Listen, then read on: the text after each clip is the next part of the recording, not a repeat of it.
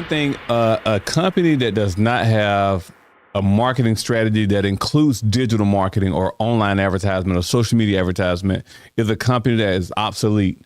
And so gone are the days where we can put flyers up, put yard signs up, go through and actually expect billboards to go through and bring in customers.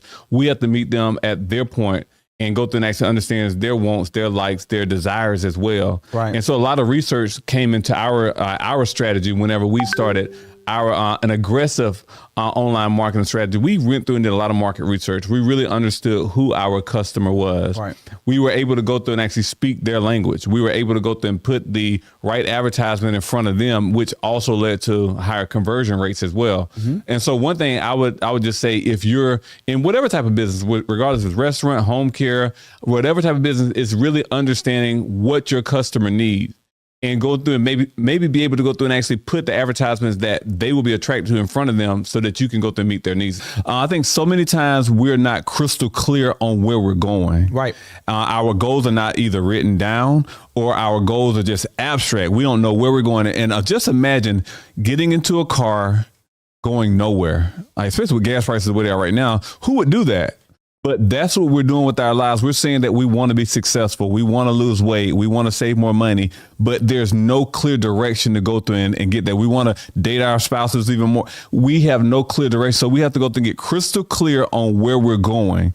And I think that's one thing that we had to go through and do. I had to go through and particularly look and see, what does, for me, dating my spouse look like? Where are we going? Because my wife does not like getting in the car and just saying, okay, well, hey, we just going to go somewhere and we end up nowhere. Or you pick something. Exactly. So she wants to know where we're going. So that actually takes direction. Okay, we're going here at 7:00. And now I can, just like you said, I can check that off the box because I have crystal clear plans on what we're doing as well. Also, another thing, Caleb, on that is, and I'm invite you back in, is, are you focusing too much or not enough time on the main thing? I think so many times getting refocused in these first 90 days, as we're approaching the first 90 days, is to go through and think about it. Am I focusing too much time on something that don't matter? Or am I giving too much time on things that am I not giving enough time on things that really matter the most? I think a lot of times as life happens, situations happen, when are the most ideal times for people to reevaluate their self when it comes to insurance? That's a great question. Okay. Yeah. My first suggestion when evaluating your situation would be to not look at your life insurance plan as a bill. All right. Do not look at it as a bill. Okay. Looking at it as a bill is going to be a burden every single month. Mm-hmm. For me, my true heart desire is for most of my clients, if they get a income tax, a refund, go ahead and pay it up once a year. Mm-hmm. That's smart. You got free money coming in. That's actually smart. I like that. Mm-hmm. So if your plan costs you $800 a year, $900 a year, $1,000, whatever the amount may be, pay it up. Wow. For the whole year. Income tax roll back around, do the same thing. Mm-hmm. But you have to really, truly, because most people will look at it as a bill. I just got to be honest. If it is a bill, you have to really look at the bigger picture. Mm-hmm. What can I afford not to have? See, for me, I tell Keandra, who's my fiance, baby, you pay that life insurance before you pay this house note. Right. You know what? It's actually sense. that important. That makes sense. It's that important. You have to think about your life and what you're going to leave, because you can be paying your car note, you can be paying your house note, and then something happens to you. They're going to be a foreclosed house and a foreclosed car or repoed car. And so life insurance should be the best. That should be the number one priority. And so I like how you said, don't look at it as a bill, but look at it as something that's so important that you have to pay first. I know if you take it even back to the Bible, saying we're snared by the words not snared by the words coming out of our mouth. No, we're snared by the words of the word. Can you understand the words that are coming? I'm conflicted. The Bible with rush hour 2. Right. But now the book of Rush Hour 2 says, you should hear about the words that come out of my mouth. Right. But I think the Bible says life and death is in the power of the tongue. Yeah. And so life and death is in the power of the tongue. And that's one of the things that we as individuals, we don't realize the most, and you can't really tame that tongue. I think in the Bible it says something about you can't really tame your tongue. And so, but there's so much words in this same mouth. We can speak life in this same mouth. We can speak health. We can speak death over our situation. And so it's so important. We have to kind of speak life and faith-filled words. And I think that a lot of successful people, Ferris, they have learned, or they're in the trajectory. If you're becoming successful, you're in the trajectory of learning how to tame your tongue. Sometimes things don't need to be said. If we're going to go through and expect someone to perform, we have to be able to go through and actually expect ourselves as well to go through and be able to go through and actually set the things that's going to set them up for success. Right. And so when it comes to the expectations, I think when it comes to my voice went out. Not the mic, it's the voice. Okay. All right. But one thing when it comes to setting expectations is we realize that there's levels to it. There's levels to going through and setting expectations, because I can expect someone to come in and perform like this. Like a robot. Like a robot. Right. But if I didn't go through and train them properly, if I don't have enough people on the team, if they don't have enough software equipment, my expectations may be there, but the reality is they're not fully equipped to go through and perform anything.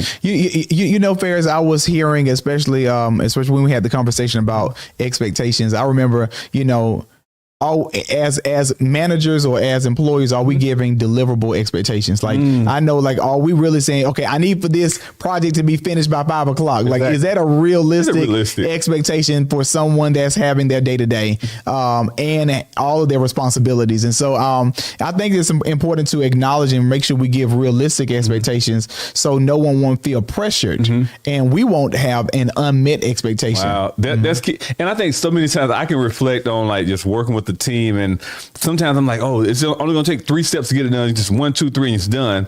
But not having an account for it's more than 3 steps. If you even think about, like, I think about in production, there's so much stuff that's going on behind production. It's more than just cut the camera on. Exactly. It's more than just cut the camera on, record and turn it off. You have to go through and re-listen to stuff. You have to go through and get the sound bites, the clips. You have to go through and edit the audio sometimes, the video. It's more like, in reality is we see a football player on the team, or we see a television show. We think, oh, they're just doing this. Right. But there's so many other things that's going on. Reality is that person has prepared for it. The person has started to fill in those gaps as well. There's nothing I can say to help you grow your business that's going to make you feel fulfilled. Right. And so something that I teach people to do, and this is actually just a quick little circle, but I teach people to draw a circle, put a dot in the middle, and then draw 5 lines. And then on each of these lines, you want to rank yourself. This is 1 in the middle. 10 is where the line meets the circle. And as you go through your physical, your mental, you rank yourself. And when you rank yourself, you should be ranking yourself at a 7 or a higher in each of these areas. If you're lower than that, and it's okay if you're lower than that. A lot of people, this is the first time they hear it. So a lot of people start off and they're at 3s and 4s in each area. And instead of it being a circle within a circle, like you see there, you'll see a bunch of, and it looks kind of wonky, or it looks screwy. And people are like, man, I really need to work on myself. And what I try to do is get people so that they're doing this every 3 months. And then that's what brings you to happiness. And then we talk about routines. We were talking at the very beginning here, you two, my routine, but for everybody back home, I wake up in the morning, I start off with spirituality. Like I said, my house is a house of the Lord. I trust him with everything. This morning, I read John chapter 14, where Jesus says, I am the way, the light, and the truth, right? And I go to my Father's house. He's got many rooms. I'll prepare a way for you. That was the reading from this morning that I read.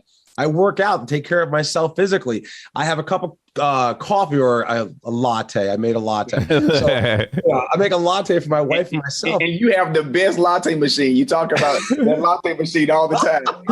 It is the best. It is the best. And it's an investment. So maybe we'll talk about the finances, right? So I spent $1,000 for this latte machine, but it's an investment because over the course of 4 months time, I'd spend $1,000 at Starbucks. So 4 months is break even. I'm in the plus now. I'm making money by making my own lattes at home. But, again, check the bank account and stuff. I spend time with my kids before they go to school. So all the things that matter to Steve is satisfied.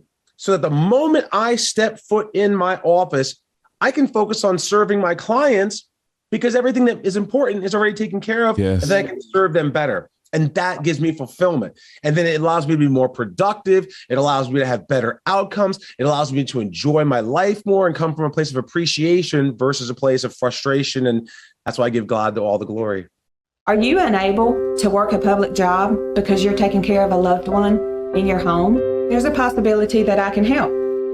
Since 2019, Prime Care Home Care has been part of the Structured Family Caregiving Program, and that is where you get paid a weekly stipend to take care of your loved one at home. There are some qualifications, and I will be glad to go over those with you. But first, you got to call. My number is 478-279-9838. Once again, that number is 478-279-9838. My name is Tara Griner, and I would love to help you.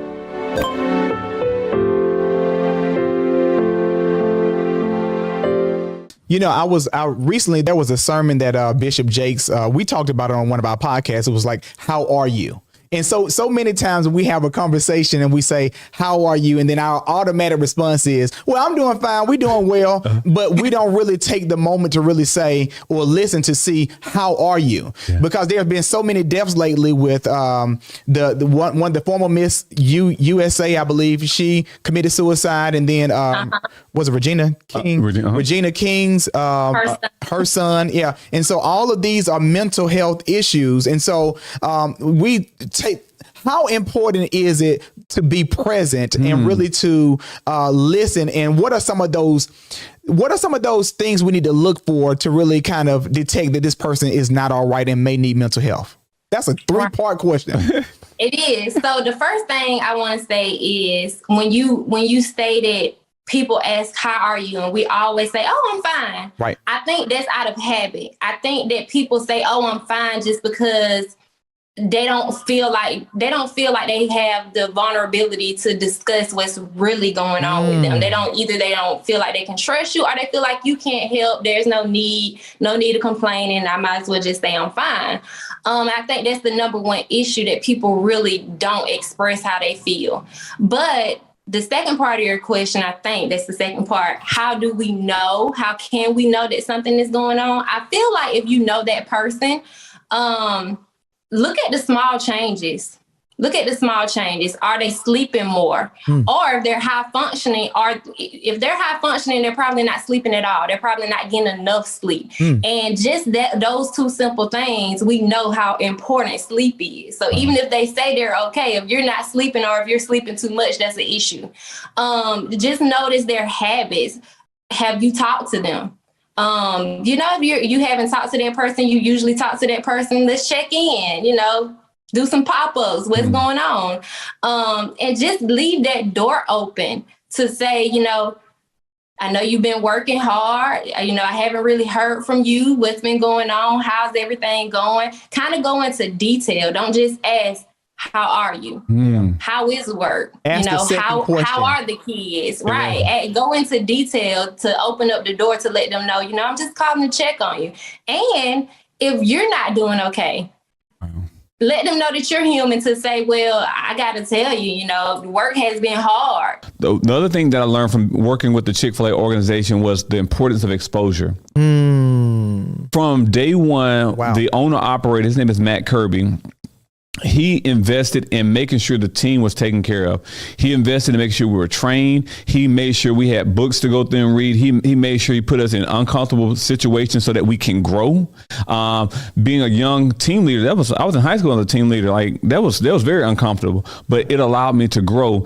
And also the exposure when we as a team won, being able to go through and actually get a chance to meet the founder of Chick-fil-A, Truett Cathy, before he passed away, Dan and Bubba. That was just exposure that really put me on a trajectory of actually wanting to do something great as well.